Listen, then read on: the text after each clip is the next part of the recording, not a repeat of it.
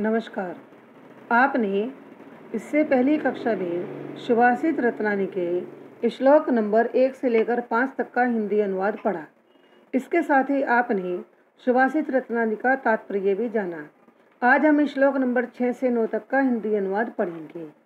देखिए, इसमें श्लोक नंबर 6, परोक्षे कार्ये हंतारम प्रत्यक्षे प्रिये वादिनाम वर्जिये तादर्शम मित्रम विषकुंभम पयोमुखम। परोक्षे माने पीठ पीछे, कार्य हंतारम कार्य की हानि करने वाले। परोक्ष शब्द का अर्थ अप्रत्यक्ष भी है, जो सामने नहीं है, और परोक्ष भी है।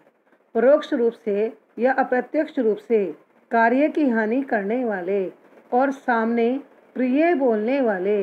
प्रत्यक्ष माने सामने, प्रियम माने प्रिय, वादिनम माने बोलने वाले, मित्रम माने मित्र को, वर्ज्य त्याग देना चाहिए, तादर्शम उसी प्रकार, मित्र को उसी प्रकार त्यागना चाहिए जैसे विष कुंभम विष से या जहर से भरे हुए घड़े को, जिसके पयो माने दूध, मुखम माने मुख, जिसके मुख पर दूध लगा रहता है, हम त्याग देते हैं। पीठ पीछे कार्य की हानि करने वाले और सामने प्रिय बोलने वाले मित्र को उसी प्रकार त्याग देना चाहिए जैसे विष से भरे हुए घड़े को, जिसके मुख पर दूध लगा रहता है, हम त्याग देते हैं। दूसरा श्लोक है, उदेति सविता ताम्रे एवास्तमेति चे संपत्तौ चे विपत्तौ चे महताम एक रूपता। सविता माने सूर्य देव, उदेति उदय होते हुए, सूर्य देव उदय होते हुए लाल हैं या लाल होते हैं। एवं माने इसी प्रकार, अस्तम माने अस्त होते हुए भी लाल हैं। महापुरुष, महताम माने महापुरुष, संपत्ति यानी सुख में, विपत्तों माने दुख में, एक रूपता एक समान होते हैं। दोबारा देखो सही, सूर्य जिस प्रकार उदय होते हुए लाल है, इसी प्रकार अस्त होते हुए भी लाल है। महापुरुष भी सूर्य के समान ही सुख में और दुख में एक समान रहते हैं। तीसरा श्लोक है, यानी श्लोक नंबर 8 है, विद्या विवादाय धनम मदाय शक्ति परेशान परपीडनाय खलस्य साधौ विपरीतम एतत् ज्ञानाय दानाय च रक्षणाय। खलस्य से इसका अर्थ लगेगा, खल माने दुष्ट, दुष्ट की विद्या, विवादाय विवाद के लिए अर्थात झगड़े के लिए, धनम मदाय और धन की, मदाय माने घमंड के लिए, दुष्ट की विद्या विवाद के लिए, दुष्ट का धन घमंड के लिए, मद के लिए, अहंकार के लिए, और दुष्ट की शक्ति दूसरों को पीड़ा पहुंचाने के लिए होती है। जैसे रावण था, प्रजा पर अत्याचार करता था, जैसे कंस था, सभी के सापों पर अत्याचार करता था।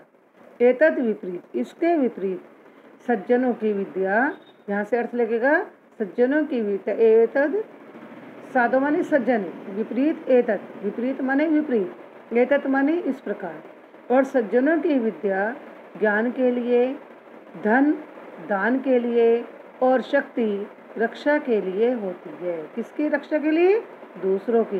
दोबारा देखो बच्चों, दुष्ट की विद्या विवाद के लिए यानी झगड़े के लिए, धन घमंड के लिए, शक्ति दूसरों को पीड़ा पहुंचाने के लिए होती है। इसके विपरीत सज्जनों की विद्या ज्ञान के लिए, धन दान के लिए और शक्ति रक्षा के लिए होती है। बच्चों में दुष्ट और सज्जनों के लक्षण बताएं कि इन 3 गुणों को यदि दुष्ट को प्राप्त हो जाए तो क्या होता है, और सज्जनों को मिल जाए तो क्या होता है। क्योंकि हिंदी में भी कहा गया है कि मूर्ख से मूर्ख लड़े तुरंत लड़ाई होए, और ज्ञानी से ज्ञानी लड़े ज्ञान सवाया है। जब 2 मूर्ख व्यक्ति, दुष्ट व्यक्ति आपस में लड़ते हैं तो विद्या नष्ट हो जाती है, लेकिन जब सज्जन लोग शास्त्रों की बात करते हैं तो ज्ञान 1.25 गुना बढ़ जाता है। अब अगला देखते हैं, 9वां श्लोक, सहसा विदतीम न क्रिया, अचानक बिना चिंतन किए, बिना विचार किए क्रिया या कार्य नहीं करना चाहिए।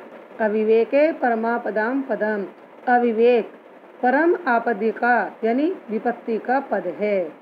विमर्श कारणे विचार पूर्वक करने वाले, गुण लुब्धा गुणों के लोभी को, स्वयं स्वयं ही, संपदा माने लक्ष्मी या प्रतिष्ठा यश चुनती है। दोबारा देखिए, विचार पूर्वक गुणों के लोभी व्यक्ति को स्वयं ही संपदा या लक्ष्मी चुनती है। दोबारा देखो इस श्लोक को। अचानक बिना विचार किए कार्य नहीं करना चाहिए। अविवेक या चिंतनहीनता परम विपत्ति का पद है। क्योंकि विचार पूर्वक करने वाले गुणों के लोभी व्यक्ति को स्वयं लक्ष्मी भी चुनती है, स्वयं प्रतिष्ठा भी चुनती है। एक बार बच्चों इन श्लोकों का अर्थ देखेंगे। प्रोक्षे कार्य हंतारम प्रत्यक्षे प्रिय वादिनम कादर्शम मित्रम वर्जिये तादर्शम मित्रम विषकुंभम पयोमुखम।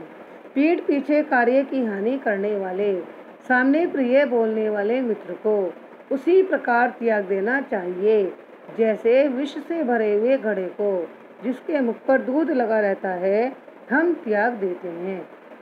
अब 7वां श्लोक है। सूर्य जैसे उदय होता हुआ लाल है और इसी प्रकार अस्त होते हुए भी लाल है, इसी प्रकार से महापुरुष भी संपत्ति और विपत्ति में एक समान रहते हैं। 8वां श्लोक देखो।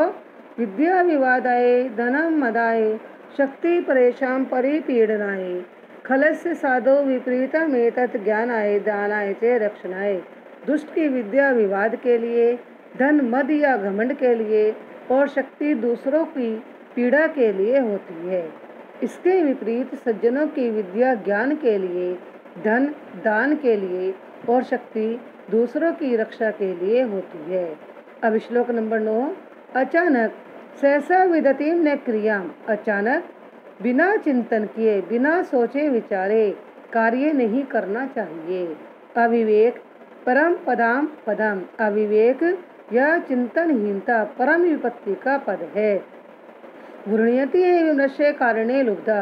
विचार पूर्वक कार्य करने वाले गुणों के लोभी व्यक्ति को संपदा या लक्ष्मी स्वयं ही चुनती है।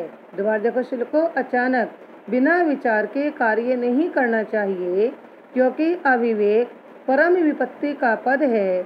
विचार पूर्वक कार्य करने वाले गुणों के लोभी व्यक्तियों को लक्ष्मी स्वयं ही चुनती है। बच्चों आज हमने श्लोक नंबर 6 से 9 का पाठ पढ़ा, इसका हिंदी अनुवाद सीखा।